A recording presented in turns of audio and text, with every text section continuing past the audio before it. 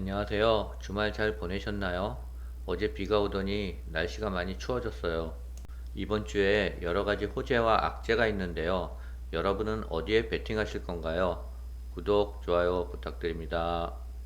이번 주에 호재로 작용할 내용은 첫 번째로 G20에서 미국과 중국이 정상회담을 하고요.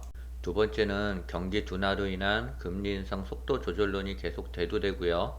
세 번째로는 중국이 제로 코로나 정책 완화에 대한 내용이 계속 나올 것 같고요. 마지막 네 번째로는 러시아 우크라이나 휴전에 대한 내용이 이슈화될 것 같아요. 반면에 악재로 작용할 내용은 첫 번째로는 겨울에 코로나 대유행이 다시 될 것 같고요. 두 번째로는 유럽의 경기 악화, 세 번째로는 이번 주에 기업들의 실적 발표가 있어요. 그런데 기업들의 실적이 그렇게 좋을 것 같지 않고요. 마지막으로 네 번째는 FTX 파산 사태입니다. 호재와 악재를 나열해 봤는데요. 저는 호재에 70점을 줄 거고요. 악재에는 30점을 줄 겁니다. 그래서 저는 호재 쪽으로 베팅을 할까 합니다. 이번 주에 중요한 경제지표 발표가 있는데요. 화요일은 생산자 물가 지수 발표가 있고요. 수요일은 근원 소매 판매, 목요일은 신규 실업수당 건수가 있습니다.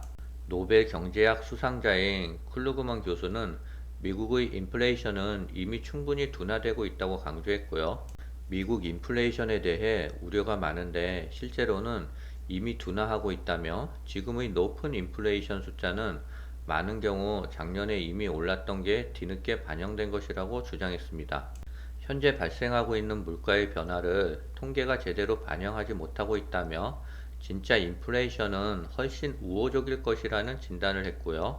임차료 등이 이미 수개월 전부터 대래 하락하고 있는데도 불구하고 인플레이션 집계로는 주거 비용이 계속 뛰고 있는 것처럼 나온다고 말했습니다.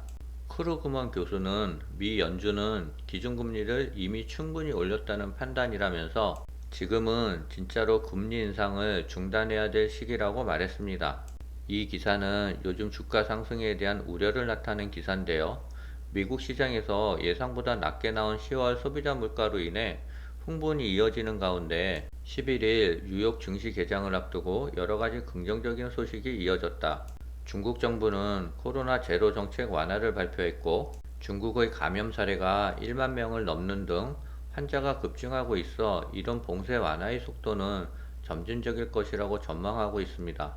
바이든과 시진핑이 월요일 인도네시아에서 G20 회담에서 만나는 소식은 긍정적이지만 월가에서는 별다른 합의가 이루어지지 않을 것이라고 기대하고 있고요. 러시아가 엊그제부터 우크라이나의 남부 핵심 거점인 헤르손에서 철수하고 있는 가운데 평화 협상이 시작될 것이라는 관측이 무성해지고 있습니다. 러시아 크렘린궁은 우크라이나의 강경한 태도로 인해 평화회담은 불가능하다라면서 특수작전 목표는 평화회담을 통해 달성할 수 있다라고 밝히기도 했습니다. FTX 파산 신청이 투자자 심리에 부정적인 영향을 미쳤지만 국채 선물 시장의 움직임은 그리 크지 않았다고 합니다. 시티그룹의 글로벌 매크로 전략팀은 그동안 유지해오던 S&P 500 지수에 대한 공매도 포지션을 끝내기로 했고요. 위험선호 심리 회복, 중국의 경제 재개 가능성에 따른 주가 상승 가능성, 그리고 연말까지는 시장에 부정적 촉매가 거의 없다라는 이유에서입니다.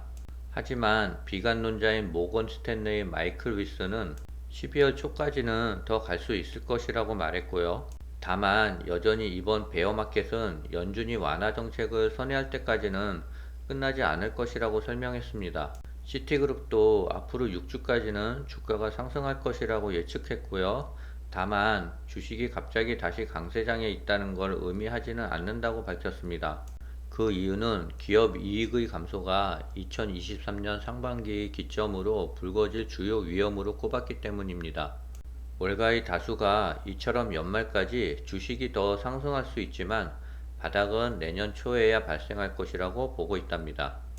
옐런 장관은 주 20개국 정상회의가 열리는 인도네시아로 향하는 비행기 편에서 얘기했는데요.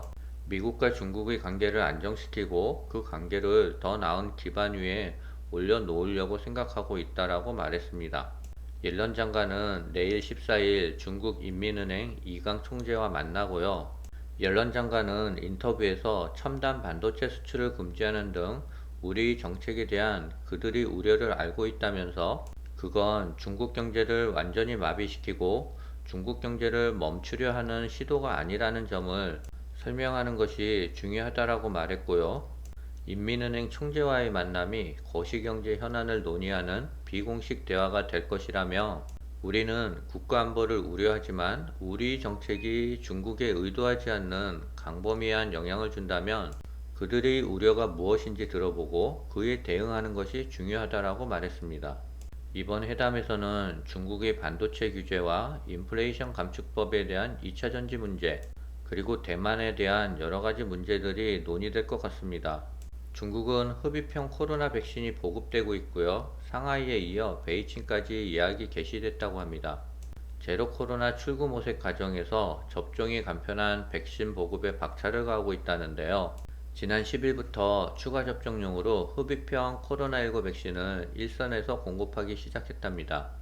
흡입형 백신은 주사용보다 5분의 1만 투입하면 되고요. 접종 과정에서 통증이 없고 운반과 보관이 간편하다고 합니다.